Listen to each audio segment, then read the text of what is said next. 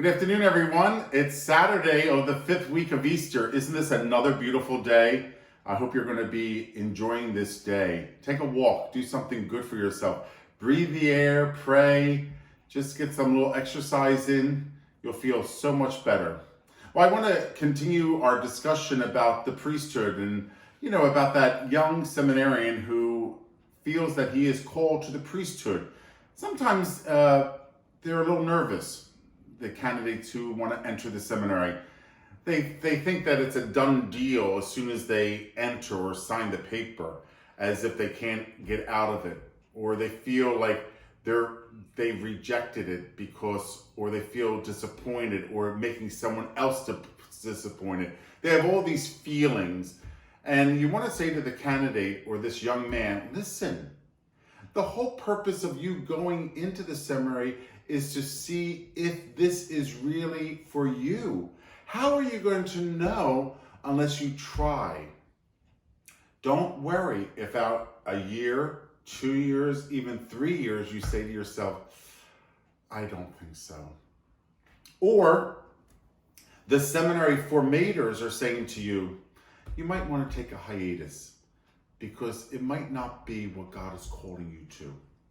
All of these situations. And they discuss this with you. Your spiritual director will discuss it with you. There are two different people. One takes care of the external form and the other one's the internal form. So the external form is the formator, the external life of the seminarian. The spiritual director is the internal form, like those things, the spiritual life. And the spiritual director can be your confessor. He doesn't have to be. You could have a third priest to be a confessor. But all of these people help you discern whether God is truly calling you to the priesthood or not. Because you'll hear it in many different ways. God will express himself beautifully to you in your heart. And you'll know it. Now, don't get me wrong. The devil will also try to pull you away. All priests can attest to that. I could even tell you that.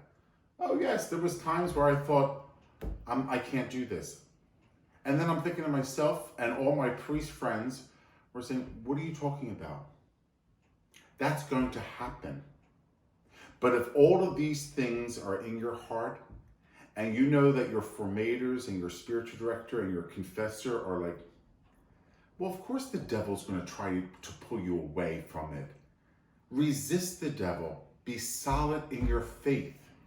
You're going to have trials and tribulations, this young man, So he goes into the seminary and it's his first day, right? So what's the life of a seminarian?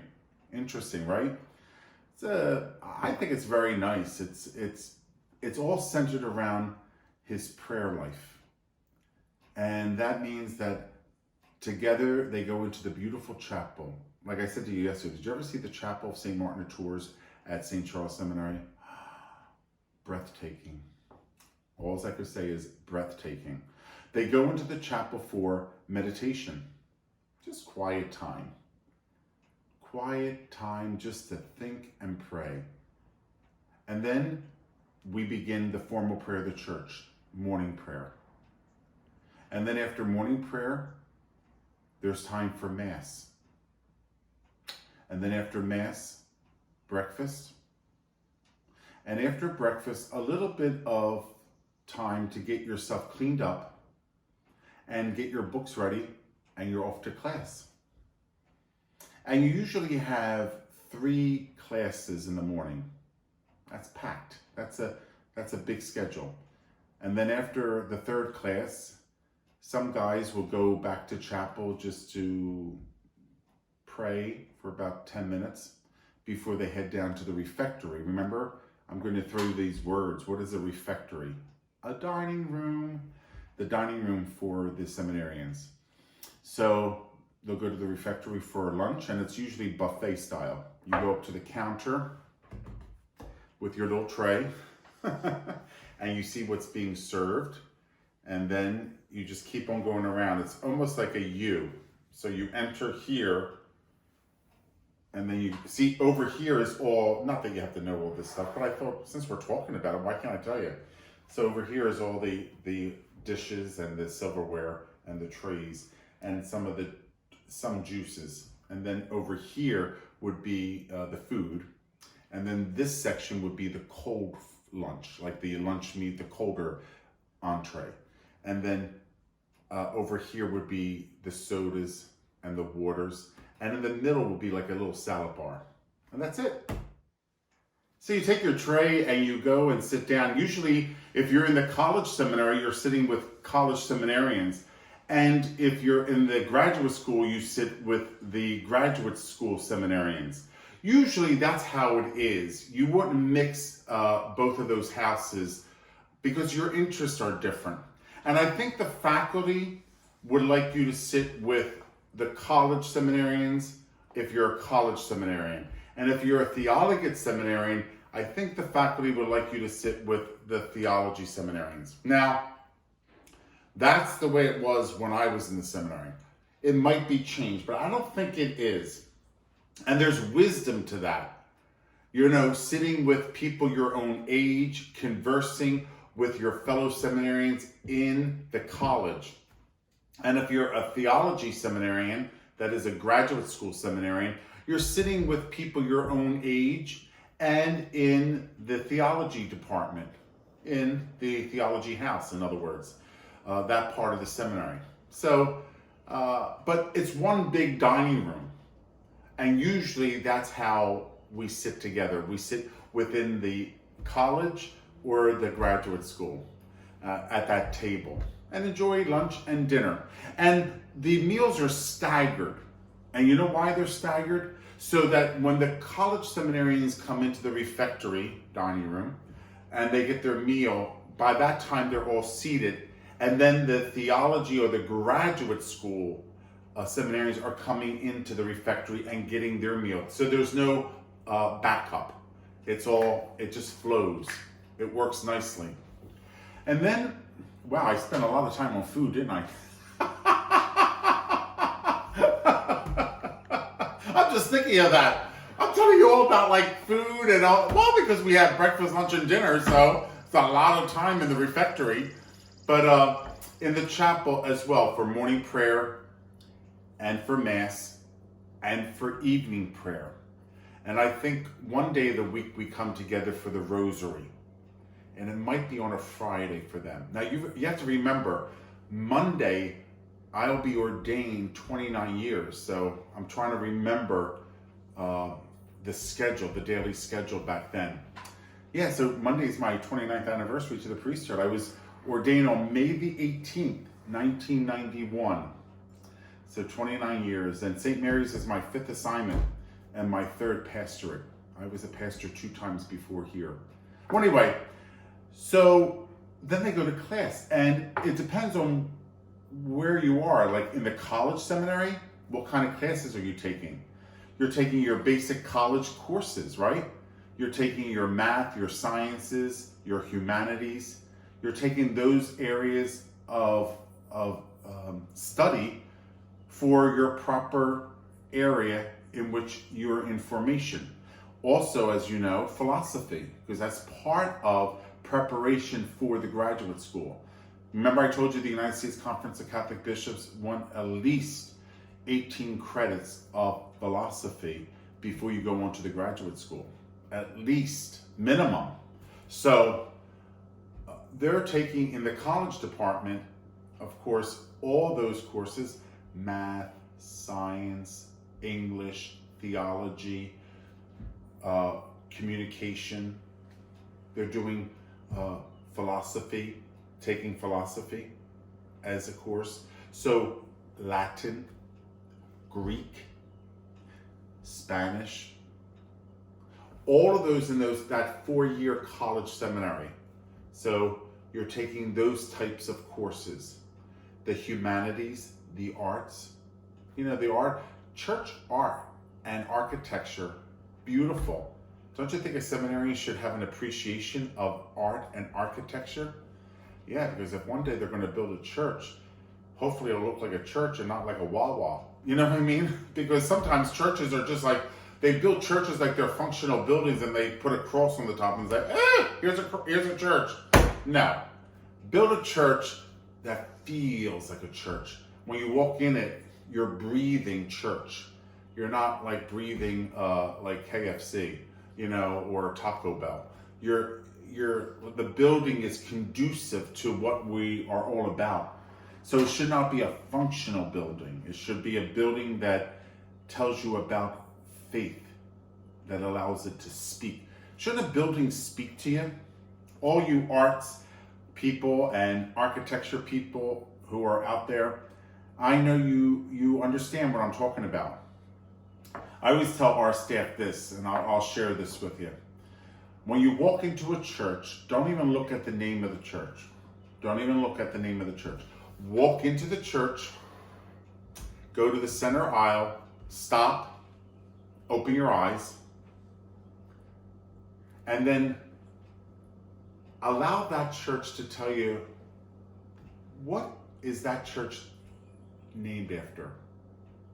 That particular saint, or our Lord, or our Blessed Mother. There's some churches, when I travel and I walk into a church or a cathedral, I try not to look at the name of the church, and I try to just go right into the church, right in the center aisle, right in the center of the church, so I could turn around and look all around. And I want to see if it speaks to me the name of that person in which it was named after. It's an interesting test. I think it's a good one to allow the building to speak to you. So try that. Well, anyway, the art and architecture that the seminarians would study will tell you about that. We'll teach them about, flying buttresses. We'll teach you about the steeple and how the church is shaped like praying hands toward God, like all of those kind of things. What was in the mind of the artist? Even I told our people here at St. Mary's, and you're probably a parishioner of St. Mary's, is that look at the murals. The artist wants you to come into the painting, wants you to look around, wants you to feel and breathe the painting as he has interpreted for you, whoever the artist was. And that's a beautiful thing. Or a statue, to look at the shape and the movement of the statue, the eyes and the mouth, the jawline, the posture.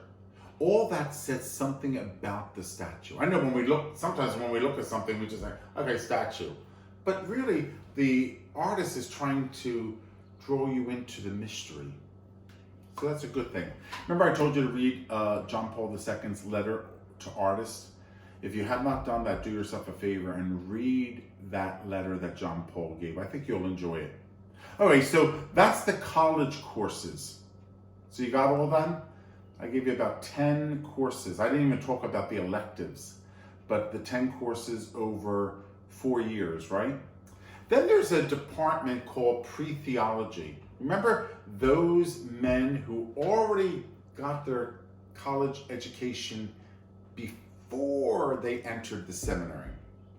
Or those men who took 2 years and then came in? Or those men who came in the seminary, left, now it's coming back again? Remember I told you all these different scenarios. Where do you place them? Well, that's up to the academic dean. Looking at transcripts, looking at how many credits you had here and here and here. Because you're going to leave the college seminary with a bachelor's degree in philosophy, right?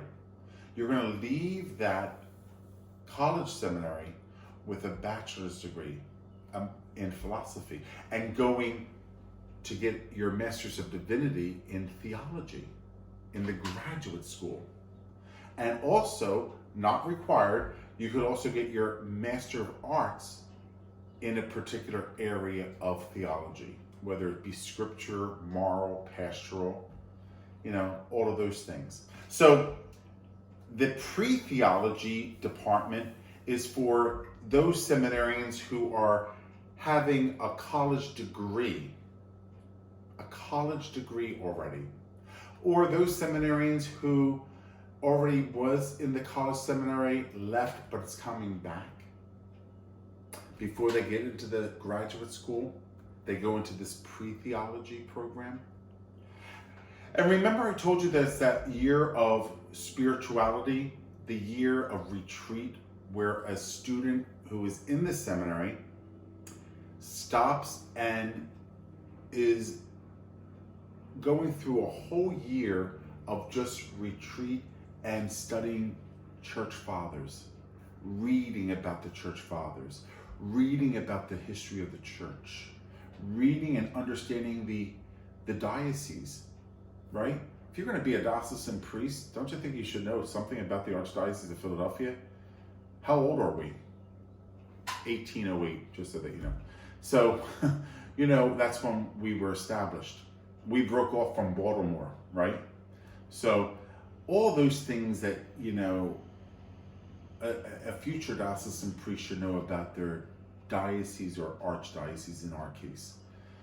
So that year of spirituality, that year of prayer, reflection, a little bit of study of the spiritual and sacred arts is done there. That's all done before you go into the graduate school. Now, every bishop that has come to the Archdiocese of Philadelphia, they decide what year is that spirituality year. Is it after the third year of college, after the second year of college, after the fourth year of college, before they go into the graduate school? It has changed over time. That's not what matters. What matters is that they are immersed into the spiritual life. I mean, if they're going forward each year, that means they're serious, and so are their formators about them, saying, wow, I think this is a very good candidate, and we have to make sure he is grounded in the spiritual life. The spiritual life of the Gospels, obviously. The spiritual life of course, the saints. Like reading about the saints' lives. Reading about, in particular, some saints who were priests. Also reading good spiritual books about the spiritual life and how you're engaged in the life of Christ. Learning about the diocese, the archdiocese, about my role as a diocesan priest. What is a diocesan priest? How is it different than a religious ordered priest? Well, that candidate needs to know that. Now, most of them do, because if you're entering the seminary, you do have a clue. You have a clue of, like, who is a diocesan priest, who's a religious priest. In other words, Patrick Thorpe is studying to be a diocesan priest, but Sam Roberts is studying to be a Capuchin Franciscan. See, they're both of our parishioners here. One is called to the diocesan priesthood, one is called to the religious life in the priesthood. So they understand that, and that's why they have entered their specific seminaries for the training of themselves as future priests, as whether diocesan or religious.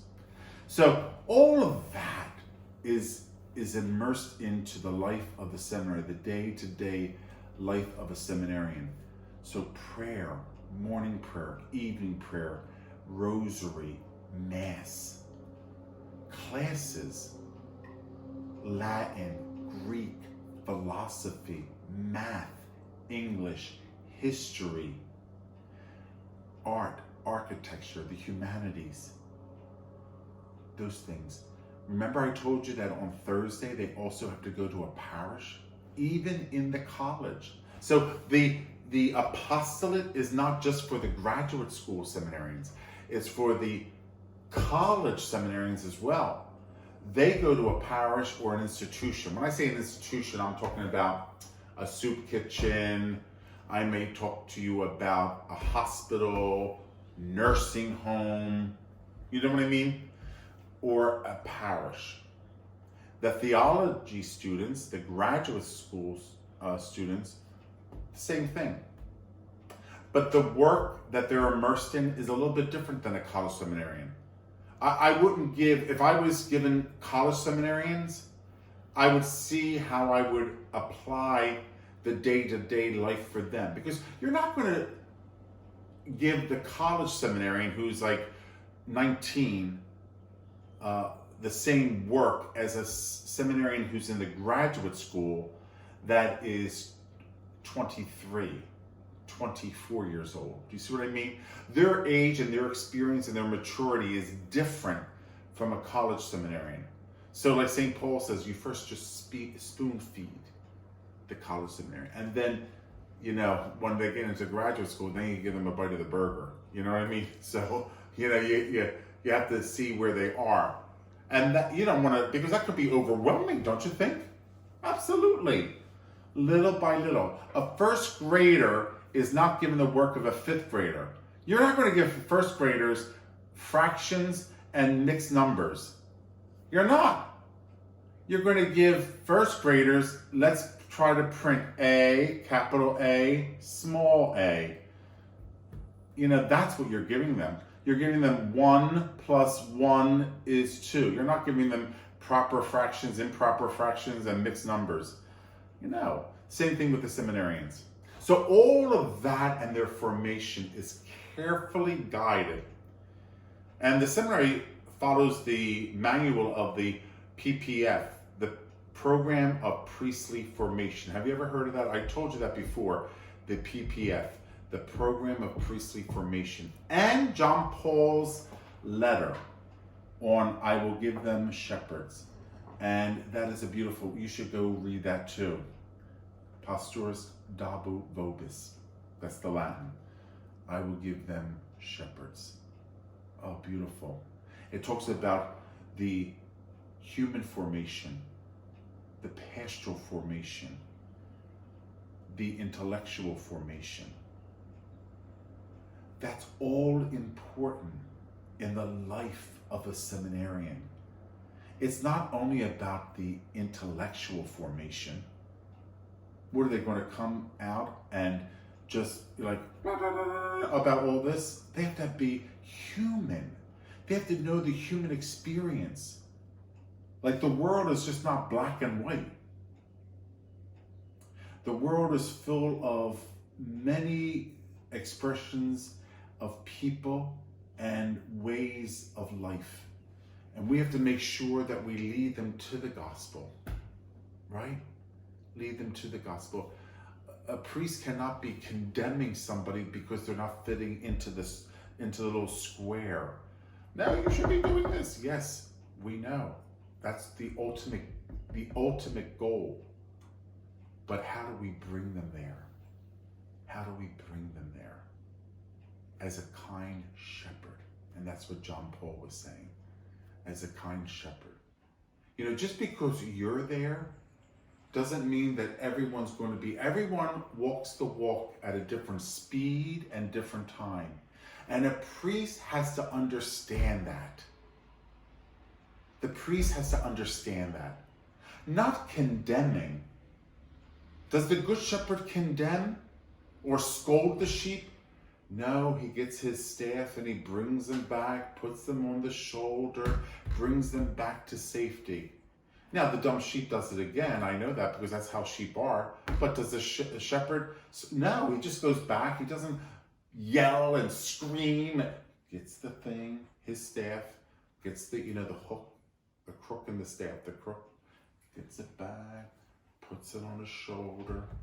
Here, come over here. Let me show you. The same thing with but the seminarian has to know that. Because sometimes when we're in the seminary, just like doctors, you know, no, they should be doing this. That person's diabetic. I don't know why they're doing this. I don't know why they're eating that sugar. You know what? Humans are humans. And so in the physical world, like a medical doctor, that a doctor has to like chill out. You're not going to win them over, but your anger. The same with the spiritual life. Father, you're not going to win them over with your anger. They'll get there. Just because you're there Doesn't mean everyone else is there. Bring them along. Well, a student has to understand that at an early age in the seminary.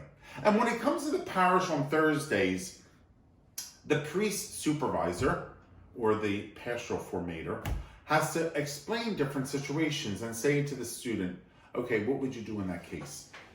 I want to hear what you would say or what you would do. And then there's a conversation. There's a conversation about the pastoral application of that situation. So it's a good thing. So when they're having their intellectual formation, they also need pastoral formation. They also need human formation. They need to go out in the seminary grounds and play, get an intramural soccer game going, play basketball, go to the pool, do things that help go take a run, go downstairs to the game room and just play cards. There needs to be human. You can't be locked up in your room. You can't spend all day in chapel either. There has to be a balance with all of this. See, that's where the formator would say, oh, we're not seeing that. We're not seeing that. How often do you go home to your family? Do you call them? Are you home during the holidays? Are you hiding away from your family? What's wrong? What's happening? See, it's all those interesting dynamics, isn't it?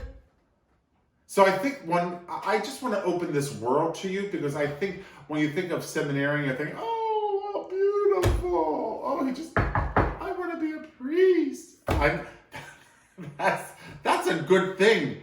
But let's mold and shape this young man into the person that he's ultimately going to be, serving a wide range of people, a wide range of people. And the church is so different today than it was when I was in third grade. You know what I mean? The church is different probably when you were a little girl or a boy.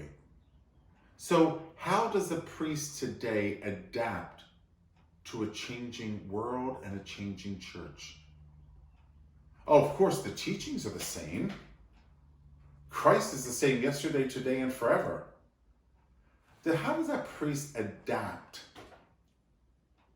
What does he know? What does he take from everything that he's learned in the seminary, classes, his time of prayer, being with his formator and spiritual director, coming to a parish, learning the day-to-day life of the priest, being with other people his own age, eating in the refectory, having conversations about different topics, world news, sports, the church. The seminarian should not just be talking about church chat. Church chat is good, but it's not everything. The formators want to hear if they're talking about world news. Do they know the world? How can they bring the gospel if they don't know the world they're bringing it to? Where people are. A lot of couples are just living together.